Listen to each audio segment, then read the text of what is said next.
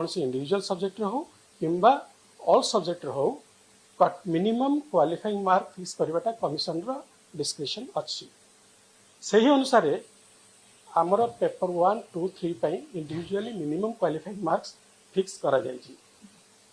आमर पेपर जो इभालुएशन हुए ता पूर्वर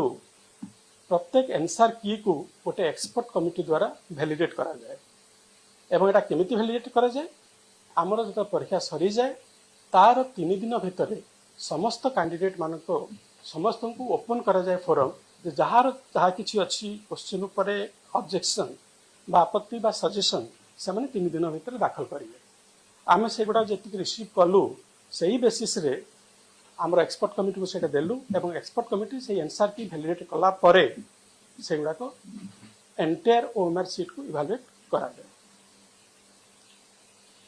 जो गुड़ाक मनकर कौन सी प्रश्न जदि भूल अच्छी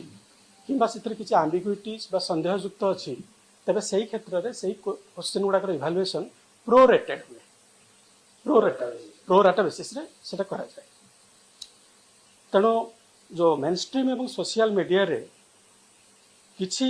निर्दिष्ट माने कैंडिडेट कर जो अभियोग होउची जे किसी कैंडिडेट अनुपस्थित थाई सेमानकर ना बाहरी यह संपूर्ण मिथ्या एवं कोपल कल्पित। बर्तमान कमिशन रो पॉलिसी अनुसार आमे जेतले रिजल्ट फाइनली बाहर एएसओ रो नॉर्मली आमे सब परीक्षा पे सेटा फॉलो करू एवं एएसओ परीक्षा पे मध्य सेम पॉलिसी फॉलो करिवु। परीक्षा